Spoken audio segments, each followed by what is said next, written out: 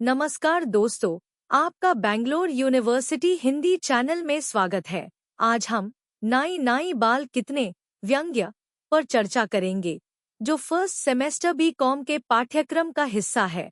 इसके महान लेखक शरद जोशी है और यह व्यंग्य गद्य पुष्प पुस्तक में शामिल है। चलिए इसे समझते हैं।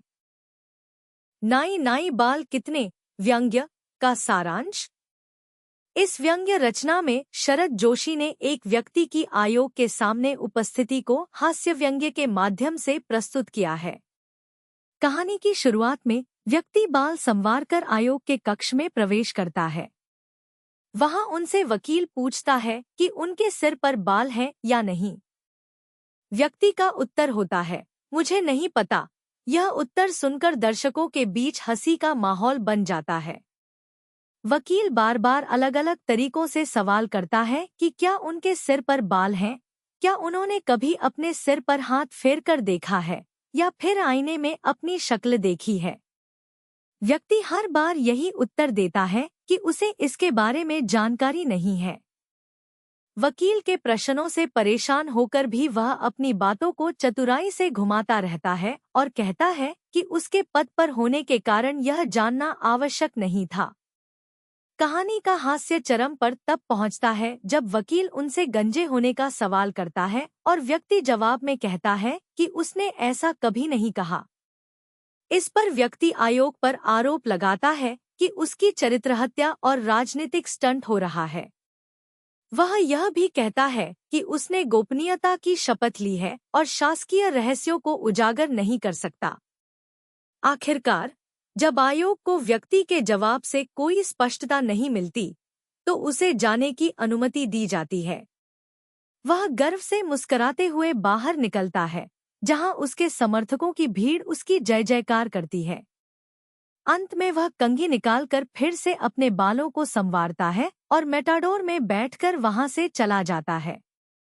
इस व्यंग्य के माध्यम से शरद जोशी ने नौकरशाही, राजनीति और समाज के उन लोगों पर तंज कसा है जो सीधे साधे सवालों के जवाब देने के बजाय उन्हें घुमा फिराकर प्रस्तुत करते हैं।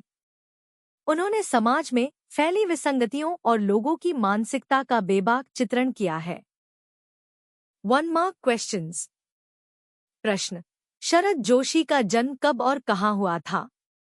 उत्तर, शरद जोशी का जन्म 21 मई 1931 को मध्य प्रदेश के उज्जैन में हुआ था। प्रश्न, शरद जोशी ने किस प्रकार के लेखन को अपनाया? उत्तर, शरद जोशी ने मुख्य रूप से व्यंग्य लेखन को अपनाया। प्रश्न, नाई नाई बाल कितने किस प्रकार की रचना है? उत्तर, नाई नाई बाल कितने एक व्यंग्य रचना है। प्रश्न, वकील ने व्यक्ति से पहला प्रश्न क्या किया? उत्तर, वकील ने पूछा, आपके सिर पर बाल हैं या नहीं? प्रश्न, व्यक्ति ने वकील के प्रश्न का क्या उत्तर दिया?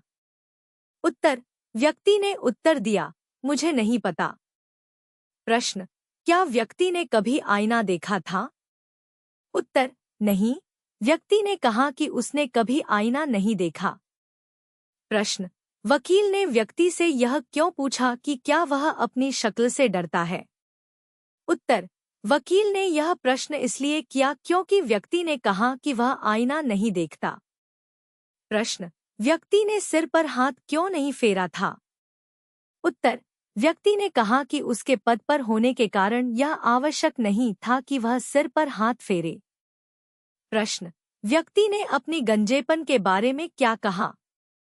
उत्तर, व्यक्ति ने कहा कि उसने कभी यह नहीं कहा कि वह गंजा है। प्रश्न, वकील ने व्यक्ति से बार बार क्यों पूछा कि उसके सिर पर बाल हैं या नहीं? उत्तर, वकील व्यक्ति से स्पष्ट उत्तर प्राप्त करना चाहता था। प्रश्न, व्यक्ति ने आयोग के सामने कौन सी शपथ का जिक्र किया? उत्तर, व्यक्ति ने कहा कि उसने गोपनीयता की शपथ ली थी। प्रश्न, आयोग ने व्यक्ति को जाने की अनुमति कब दी? उत्तर, जब वकील ने कहा कि उसे कोई और प्रश्न नहीं करना है, तब आयोग ने व्यक्ति को जाने की अनुमति दी। प्रश्न, व्यक्ति के बाहर निकलते समय उसके समर्थकों ने क्या किया? उत्तर, समर्थकों ने व्यक्ति की जय जयकार की। प्रश्न, व्यक्ति ने जाते समय जेब से क्या निकाला? उत्तर, व्यक्ति ने जेब से कंघी निकाली और अपने बालों पर फेरी। प्रश्न, व्यक्ति किस वाहन में बैठकर चला गया? उत्तर, व्यक्ति मेटाडोर में बैठकर चला गया। प्रश्न, लोगों ने क्या नारा लगाया? उत्तर, लोगों ने कहा, बोल सत्यनारायण भगवान की, और सबने कहा, जय। प्रश्न, व्यंग्य में किसके ऊपर तंज कसा गया है? उत्तर, व्यंग्य में नौकरशाही और राजनीति पर तंज कसा गया है। प्रश्न, शरद जोशी ने इस व्यंग्य के माध्यम से क्या चित्रित किया है? उत्तर, शरद जोशी ने समाज की विसंगतियों और लोगों की मानसिकता का बेबाक चित्रण किया है। प्रश्न, क्या व्यक्ति ने यह स्वीकार किया कि उसके सिर पर बाल हैं? उत्तर, नहीं, व्यक्ति ने यह स्वीकार नहीं किया कि उसके सिर पर बाल हैं। प्रश्न, वकील का अंतिम प्रश्न क्या था? उत्तर, वकील का अंतिम प्रश्न था, आपके हाथों में कितनी उंगलियां हैं? नाई नाई बाल कितने के संदर्भ के साथ व्याख्या और विशेषताएं। 1. पंक्ति। आयोग के वकील ने प्रश्न किया, आपके सिर पर बाल हैं या नहीं? प्रसंग।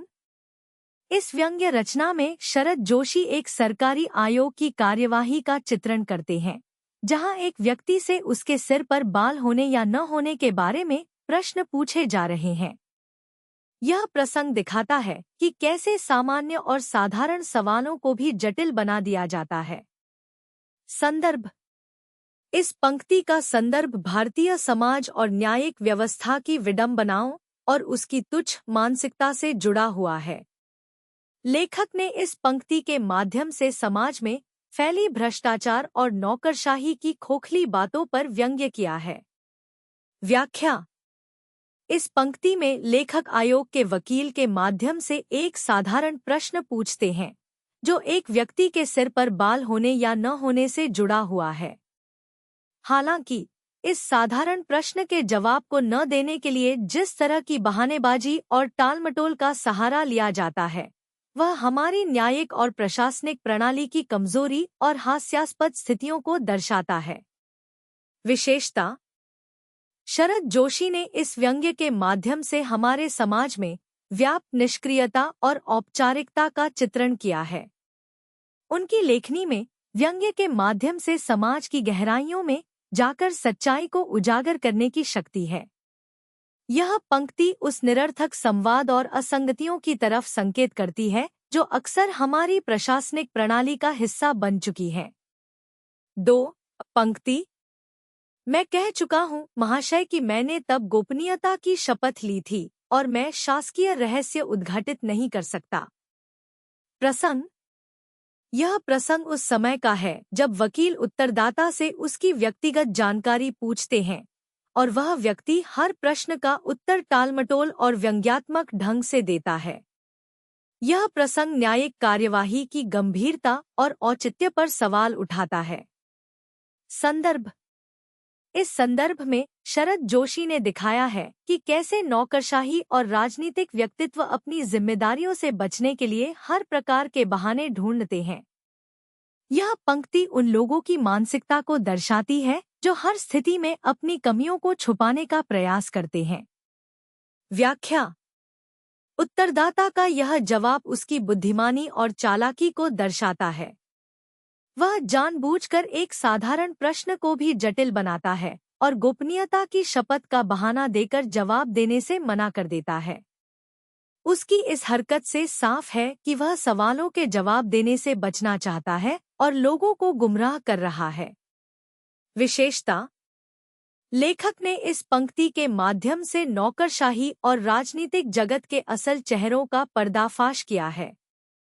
शरद जोशी की लेखनी समाज में व्याप्त विसंगतियों और भ्रष्टाचार पर एक तीखा व्यंग्य करती है, जो पाठकों को हंसी के साथ साथ सोचने पर भी मजबूर करती है। उनकी शैली में हास्य और तर्क की विशेषता है, जो समाज की सच्चाई को सटीकता से प्रस्तुत करती है। 3. पंक्ति। श्रीमान, मुझे इनसे कोई प्रश्न नहीं करना। ये जा सकते हैं। प्रसंग। इस प्रसंग में शरद जोशी ने उस समय की स्थिति का चित्रण किया है जब आयोग के सभी सदस्य उत्तरदाता के विचित्र उत्तरों से निराश हो जाते हैं। यह प्रसंग न्यायिक और प्रशासनिक संस्थाओं की निरर्थकता को उजागर करता है। संदर्भ। इस पंक्ति के संदर्भ में लेखक ने यह दर्शाया है कि किस प्रकार न्यायिक और प्रशासनिक संस्थाएं असहाय होकर ऐसे व्यक्तियों के सामने खड़ी हो जाती हैं जो सवालों के जवाब देने से बचने में माहिर होते हैं। यह समाज की व्यवस्था पर करारा प्रहार करता है। व्याख्या। इस पंक्ति में वकील का चरित्र एक ऐसे व्यक्ति के रूप में दिखाया गया है जो निराश होकर अपने प्रयास छोड़ देता है। वह उत्तरदाता के जवाबों से थक चुका है और अब उससे कोई और प्रश्न नहीं करना चाहता। यह स्थिति न्यायिक प्रणाली की असफलता और उसमें व्याप्त समस्याओं को इंगित करती है। विशेषता। शरद जोशी का यह व्यंग्य समाज के उन दोषों और कमियों को उजागर करता है जिन्हें सामान्यतः नजरअंदाज किया जाता है।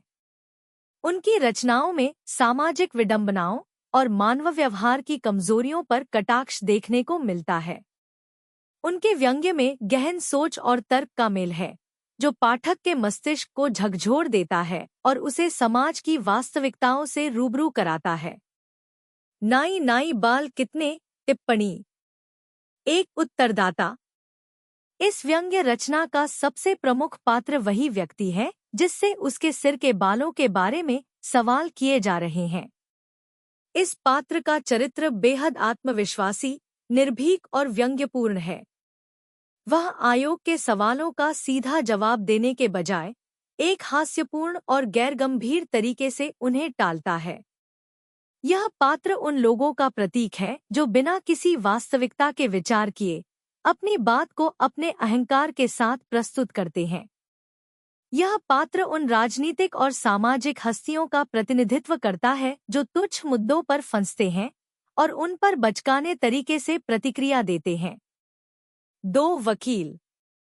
वकील का चरित्र एक गंभीर और समर्पित अधिकारी के रूप में प्रस्तुत किया गया है जो अपनी जिम्मेदारियों को ईमानदारी से निभाने की कोशिश कर रहा है, लेकिन उसकी स्थिति हास्यास्पद हो जाती है क्योंकि उसे बार बार एक साधारण प्रश्न का उत्तर पाने में असफलता का सामना करना पड़ता है।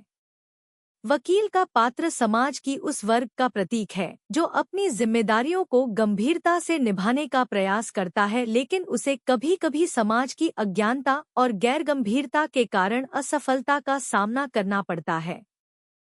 Thank you for watching. अगर आपको ऐसे चैप्टर्स के एक्सप्लेनेशंस पसंद आए तो प्लीज मेरे चैनल को लाइक और सब्सक्राइब जरूर करें। अपने फ्रेंड्स के साथ भी शेयर करें और हम मिलेंगे अगले चैप्टर एक्सप्लेनेशन में। सी यू नेक्स्ट टाइम।